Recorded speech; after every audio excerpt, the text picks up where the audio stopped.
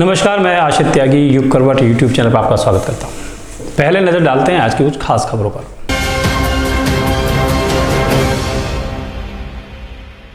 बिहार के मुख्यमंत्री नीतीश कुमार के बयान पर बवाल थमने का नाम नहीं ले रहा है। आज भाजपा महिला मोर्चा ने उत्तर प्रदेश में सभी जिलों में धरना प्रदर्शन किया। गाजियाबाद में घंटाघर पर महिला मोर्चा के सदस्यों ने मुख्यमंत्री नीतीश कुमार का पुतला भी जलाया।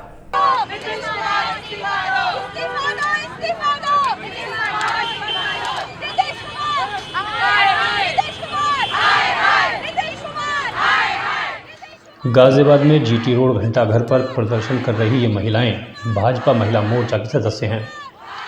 इन लोगों का गुस्सा बिहार के मुख्यमंत्री नीतीश कुमार पर है। दरअसल बिहार के मुख्यमंत्री नीतीश कुमार ने विधानसभा में अपने बयान में कुछ अशोभनीय टिप्पणी की थी, जिसके विरोध में आज उत्तर प्रदेश महिला मोर्चा के प्रदेश नेतृत्व में सभी जिलों में विरोध प्रदर्शन किया गया। गाजियाबाद में भाजपा महिला मोर्चा के कार्यकर्ताओं ने नीतीश कुमार का पुतला फूंका। भाजपा के क्षेत्रीय मंत्री डॉक्टर रीता त्यागी ने कहा कि नीतीश कुमार अब मुख्यमंत्री पद पर बने रहने के लायक नहीं है। यदि उनमें थोड़ी भी शर्म बाकी हो तो उन्हें तत्काल इस्तीफा दे देना चाहिए। यहाँ नीतीश कुमार जी ने जो उन्होंने विधानसभा में इतना बेहुदा और भद्दा भाषण महिलाओं के विषय में बोला है, उसका हम विरोध जताने के लिए यहाँ सारे लोग इकट्ठा हुए हैं और इसी को सांकेतिक विरोध को हम लोग दर्शाते हुए हम उनका पुतला दहन। महानगर महामंत्री रेणु चंदेला ने कहा कि किसी राज्य के मुख्यमंत्री द्वारा सदन में की गई ऐसी फुहड़ टिप्पणी जनता दल की महिला विरोधी मानसिकता को प्रदर्शित करता है। महिला कार्यकर्ताओं ने कहा कि बिहार के सीएम ने बिहार की महिलाओं के साथ साथ पूरे देश की महिलाओं को अपमानित किया है। ब्यूरो रिपोर्ट युग करवट। गाजियाबाद के शहीद कैप्टन जीएस सूरी का आज 24वां शहीदी दिवस मनाया गया। इस मौके पर शास्त्री नगर पार्क में श्रद्धांजलि सभा का आयोजन हुआ। 12 बिहार रेजिमेंट के अधिकारियों के साथ साथ शहर के अनेक लोगों ने उनको श्रद्धांजलि भी दी। आप भी अपनी टीम के साथ महावीर चक्र विजेता कैप्टन गुरजिंदर सिंह सूरी का आज 24वां शहीदी दिवस शास्त्री नगर स्थित जीएस सूरी पार्क में मनाया गया। इस अवसर पर जीएस सूरी की बिहार रेजिमेंट के अधिकारियों, जवानों सहित गाजियाबाद के अनेक लोगों ने शहीद की प्रतिमा पर पुष्पांजलि अर्पित करके नमन किया। हमारे स्कूल, हमारा सैनिक परिवार, एक्स सर्विसमैन वेलफेयर एसोसिएशन। इस अवसर पर आयोजित कार्यक्रम की अध्यक्षता महापौर सुनीता दयाल ने की। केंद्रीय मंत्री वीके सिंह की पुत्री मृणालिनी सिंह ने शहीद को श्रद्धांजलि दी। यहाँ विभिन्न स्कूलों के बच्चों ने देशभक्ति पर आधारित सांस्कृतिक कार्यक्रम प्रस्तुत किए। कैप्टन सूरी के पिता पूर्व colonel TP Singh, Bihar regiment के मेजर जनरल मनोज नटराजन, पूर्व lieutenant general Govind Singh Chandel, general Harsha Gupta आदि ने शहीद को श्रद्धांजलि अर्पित की। शहादत है वो परम शहादत है, इससे बड़ा कुछ नहीं दे सकता कोई देश को। 12 बिहार रेजिमेंट के कैप्टन जीएस सूरी ने एक ऑपरेशन के तहत अपनी शहादत दी थी। उनकी रेजिमेंट द्वारा हर वर्ष उनके शहादत दिवस पर सलामी दी जाती है। ब्यूरो रिपोर्ट युग करवट। नोएडा जिला न्यायालय के गेट पर जमकर हंगामा हुआ। हंगामा कर रही लड़की ने खुद को जलाने की कोशिश भी की और जहरीला पदार्थ भी खा लिया। लड़की का आरोप है कि उसका वकील उसके केस में पैरवी सही तरीके से नहीं कर रहा है और उसे धोखा दिया जा रहा है।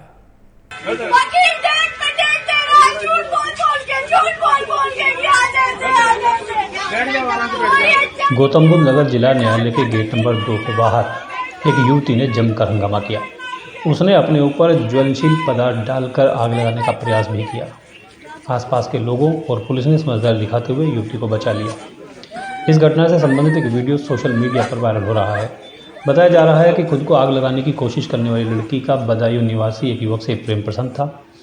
उसने शादी का वादा करके शारीरिक शोषण किया और बाद में शादी से मुकर गया। आरोपी के खिलाफ युवती ने रिपोर्ट दर्ज कराने के लिए पुलिस के चक्कर लगाए, लेकिन वहां सुनवाई नहीं हुई। उसके बाद उसने न्यायालय का दरवाजा खटखटाया। युवती का कहना है कि उसका वकील उसे लगातार परेशान कर रहा है।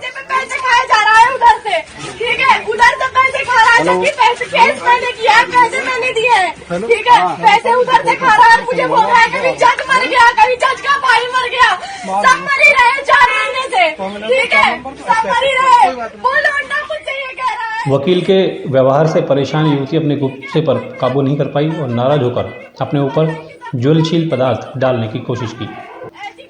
ब्यूरो रिपोर्ट युग करवट। इंस्टाग्राम पर ट्रस्ट मी नाम से प्रोफाइल बनाई गई। फिर इस पर महंगे फ़ोन की फ़ोटो और फर्जी बिल अपलोड किए गए। लोगों को महंगे फ़ोन सस्ते में देने के नाम पर ठगा गया। इस मामले में 5 आरोपियों की गिरफ्तारी हुई है। Cyber cell police commissionerate Ghaziabad द्वारा जो है इंस्टाग्राम पे सस्ते दामों पे मोबाइल फोन का विज्ञापन दिखाकर साइबर ठगी करने वाले 5 अभियुक्तों की गिरफ्तारी थाना नंदग्राम थाना क्षेत्र से की गई है, जिनके कब्जे से ठगी में प्रयुक्त किए गए 5 मोबाइल फोन और 1250 रुपए नकदी बरामद किया गया। पूछताछ में अभियुक्त मोहित ने बताया कि उसके द्वारा जो है इंस्टाग्राम पे ट्रस्ट मी नाम के फर्जी खाता बनाकर आईफोन और अन्य मोबाइलों का विज्ञापन दिखाकर तथा उस पर फर्जी बिल अपलोड करके लोगों को ठगा जाता था तथा उस पर अपना कॉन्टेक्ट नंबर जो है लोग देते थे। इस गैंग में इन्वॉल्व तरुण, दिव्यांश, तेजस, सोनी और मोनू भी हैं, जो लोगों को व्हाट्सएप पर फर्जी बिल मोबाइल का और क्यूआर कोड भेजते थे, जिसके माध्यम से लोग पेमेंट कर देते थे। बाद में ये मोबाइल फोन को नहीं सप्लाई करते थे और पीड़ित के जो है मोबाइल को जो है अपने उसमें जो है ब्लैकलिस्ट में डाल देते थे। इस तरह इनके द्वारा जो है पिछले 2-3 वर्षों से जो ठगी का कार्य किया जा रहा है। अभियुक्त गणों के बैंक खातों और इंस्टाग्राम आईडी की जानकारी की जा रही है। गाजियाबाद में भोजपुर थाना पुलिस और खाद्य विभाग ने कलछीना गांव में छापा मारा। यहां अलग अलग घरों से नकली मावा बरामद किया गया। बताया जा रहा है कि इस मावे की कुल कीमत 10 लाख रुपए के आसपास है। आरोपी यामीन के घर से 25 कुंटल मावा बरामद किया गया। इस मावे को दिल्ली की बाजार में 180 से लेकर 200 रुपए किलो तक बेचा जा रहा था। खाद्य विभाग की टीम ने सैंपल भरने के बाद बाकी मावे को मौके पर ही नष्ट कर दिया। जनसंख्या नियंत्रण कानून बनाने की मांग को लेकर जनसंख्या समाधान फाउंडेशन के अध्यक्ष अनिल चौधरी आमरण अनशन कर रहे हैं। आज उनके समर्थन में जिला मुख्यालय पर प्रदर्शन किया गया। फाउंडेशन के लोगों का कहना है कि मांग पूरी होने तक आंदोलन चलता रहेगा। जनसंख्या समाधान फाउंडेशन ने गाजियाबाद के जिलाधिकारी के माध्यम से प्रधानमंत्री के नाम विज्ञापन दिया है। फाउंडेशन की राष्ट्रीय संयोजक ममता सहगल ने कहा कि जनसंख्या नियंत्रण कानून की मांग को लेकर राष्ट्रीय अध्यक्ष अनिल चौधरी के नेतृत्व में आमरण अनशन किया जा रहा है। 29 अक्टूबर को कानून बनाने की मांग को लेकर 1 करोड़ 20 लाख हस्ताक्षरित पत्रों को लेकर पीएम कार्यालय को और 15 लोगों को दिल्ली यूपी बॉर्डर पर जाने से रोक दिया गया। बाद में उन्हें वहां से बलपूर्वक हटाया गया। इसके बाद से ही फाउंडेशन के अध्यक्ष अनिल चौधरी के द्वारा लाजपत नगर स्थित सामुदायिक भवन में आमरण अनशन किया जा रहा है। फाउंडेशन ने ज्ञापन में मांग की है कि जब तक जनसंख्या नियंत्रण को लेकर कोई कानून नहीं बन जाता तब तक उनका यह आंदोलन जारी रहेगा। ब्यूरो रिपोर्ट, युग करवट। तो ये थे आज की कुछ प्रमुख खबरें। अब खबरों का पोस्टमार्टम।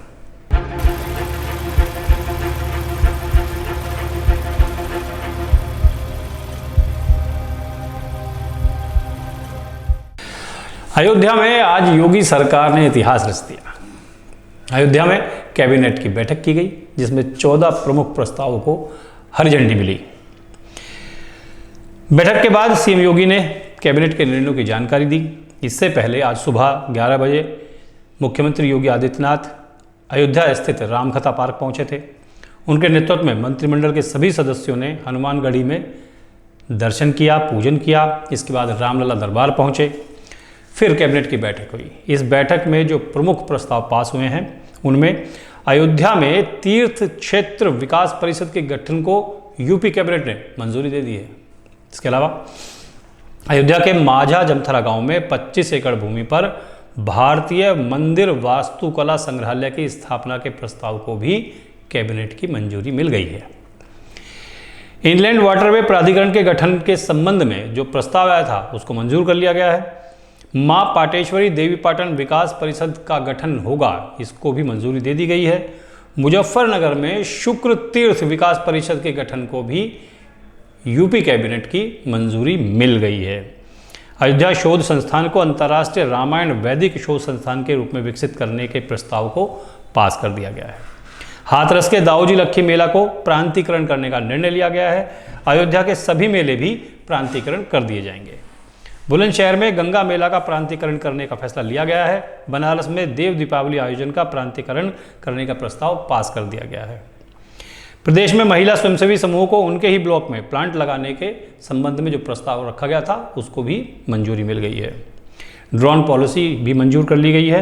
राज्य स्तर पर नियमावली लागू करने के संबंध में प्रस्ताव पास हो गया है।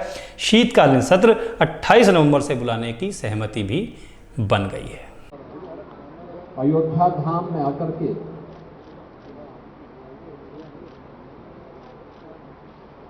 अयोध्या धाम के साथ ही उत्तर प्रदेश के विकास को लेकर के यहाँ पर अपनी महत्वपूर्ण बैठक को आयोजित की है। हम सब जानते हैं कि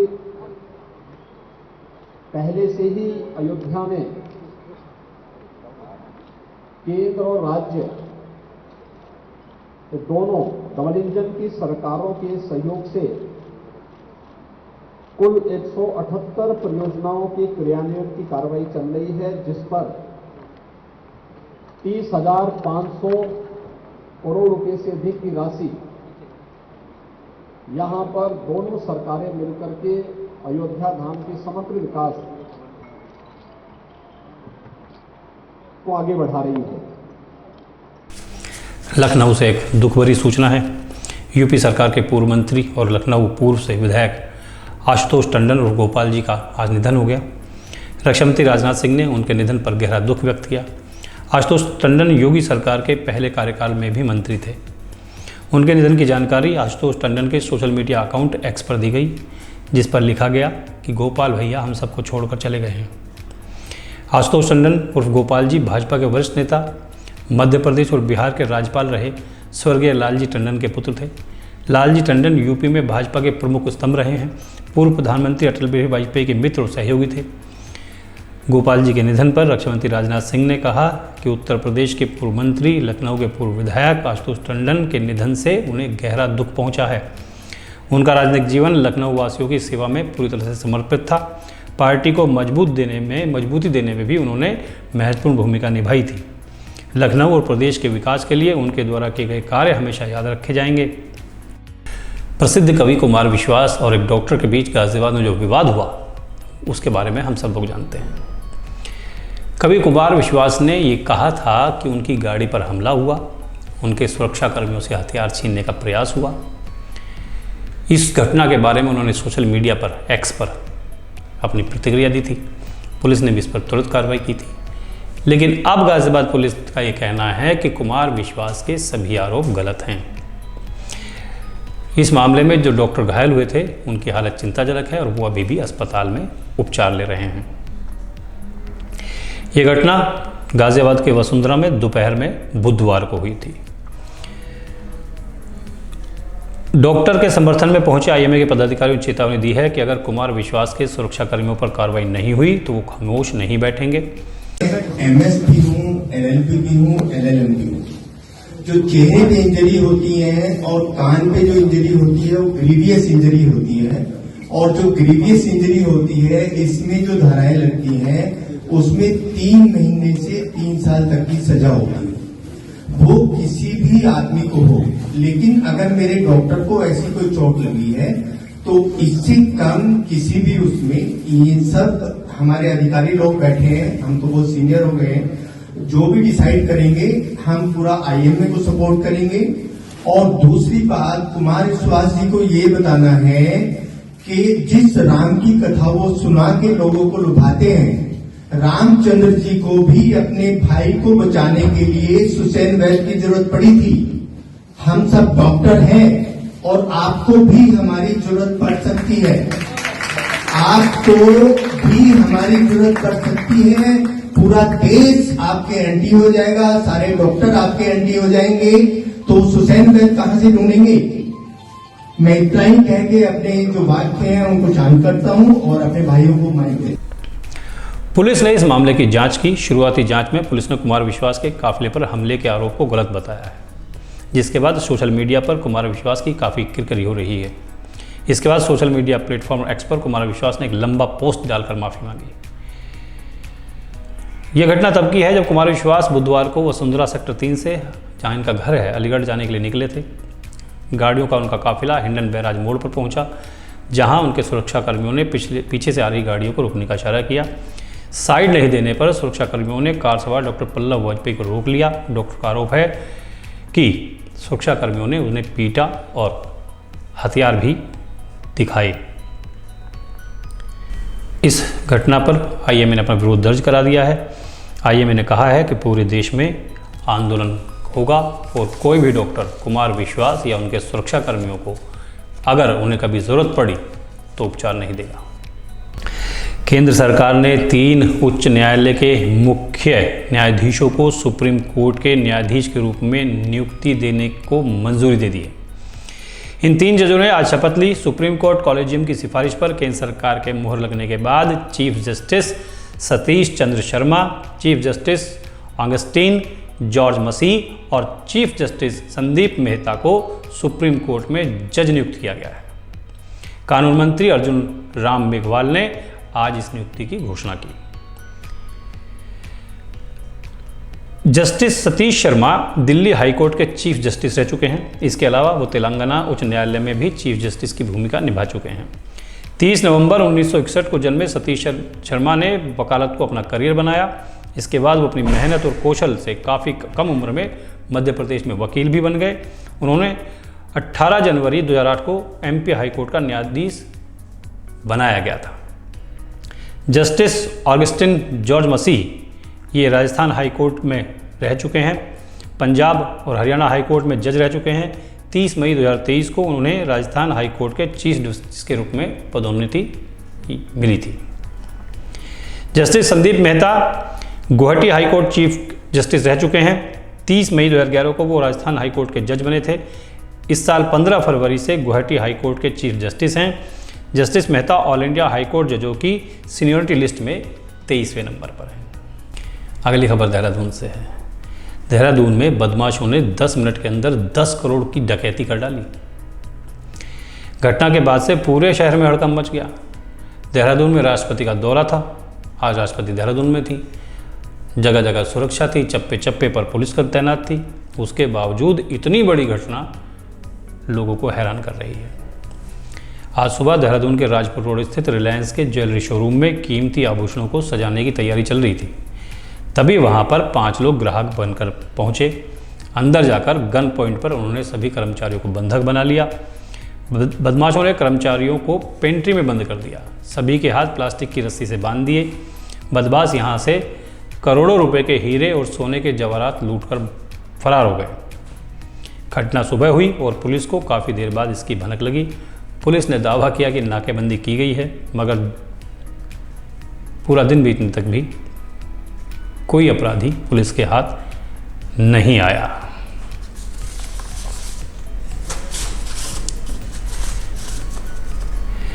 दीपोत्सव शुरू हो चुका है। कल 10 नवंबर को धनतेरस मनाया जाएगा। धनतेरस पर प्रमुख रूप जो मामला है वो ये है कि लोग खरीदारी करते हैं ताकि घर में माँ लक्ष्मी और भगवान कुबेर का वास हो सके। इस बार धन त्रयोदशी के साथ शुक्र प्रदोष और विष कुंभ योग का महासयोग एक साथ हो रहा है। ऐसे में यदि वृष लग्न के दौरान कोई काम किया जाएगा तो उसमें ठहराव आ जाएगा। इस समय में सोना चांदी या किसी भी चीज़ की खरीदारी करना बेहद शुभ और फलदायी साबित होगा। माता लक्ष्मी की पूजा से माता लक्ष्मी की कृपा हमेशा बनी रहती है। धनतेरस के दिन देवताओं के वैद्य धनवंतरी के अलावा माता लक्ष्मी का भी पूजन किया जाता है। धनतेरस पर शुभ मुहूर्त में खरीदारी करना अच्छा माना जाता है। पंचांग के अनुसार धनतेरस यानी कि कल 10 नवंबर को 12:35 से लेकर 11 नवंबर की सुबह तक खरीदारी करने के लिए बहुत शुभ मुहूर्त है। धनतेरस के पावन पर्व पर भगवान गणेश, माँ लक्ष्मी और कुबेर की पूजा की जाती है। लक्ष्मी पूजा का मुहूर्त 10 नवंबर शुक्रवार को शाम 5:38 से शाम 7:47 तक रहेगा। प्रदोष काल शाम 5:30 बजे से 8 बजे तक रहेगा। वृष लग्न काल 6:45 बजे से 7:45 बजे तक रहेगा। धनतेरस के पूजन की जो कुल अवधि है वो 1 घंटा है। धनतेरस के दिन प्रदोष काल में यानी कि सूर्यास्त के बाद यमराज को दीपदान भी किया जाता है। अगर दोनों दिन त्रयोदशी तिथि प्रदोष काल का स्पर्श करती है या नहीं करती है तब भी दीपदान दूसरे दिन किया जाता है। धनतेरस पर वैद्य धन्वंतरी की पूजा का विधान है। 16 क्रियाओं से पूजन संपन्न करना होता है, जिसमें आसन, पाद्य, अर्घ, आचमन, स्नान, वस्त्र, आभूषण, गंध, पुष्प, धूप, दीप, नैवेद्य, आचमन, दक्षिणायुक्त तांबूल, आरती और परिक्रमा शामिल है। धनतेरस पर जो कुछ चीज़ें खरीदने का रिवाज है या परंपरा है वो ये है कि आप सोने, चांदी, पीतल की वस्तुएं खरीद सकते हैं। झाड़ू खरीदना बहुत शुभ माना जाता है। इस दिन काले या गहरे रंग की चीज़ें, चीनी मिट्टी से बनी चीज़ें, कांच और एल्युमिनियम और लोहा नहीं खरीदना चाहिए। ये बताया जाता है कि धनतेरस के दिन विषम संख्या में आप झाड़ू खरीद सकते हैं, यानी कि 1, 3, 5, 7 ऐसे सम संख्या में झाड़ू ना खरीदें। तो आज के लिए बस इतना ही। गाजियाबाद और उसके आसपास के तमाम शहरों की प्रमुख खबरों को देखने के लिए देखिए युग करवट यूट्यूब चैनल। विस्तृत रूप से जानकारी पाना चाहते हैं तो पढ़िए युग करवट समाचार पत्र। युग करवट यूट्यूब चैनल को सब्सक्राइब कीजिए, वीडियो को लाइक कीजिए, शेयर कीजिए, कमेंट कीजिए। नमस्कार।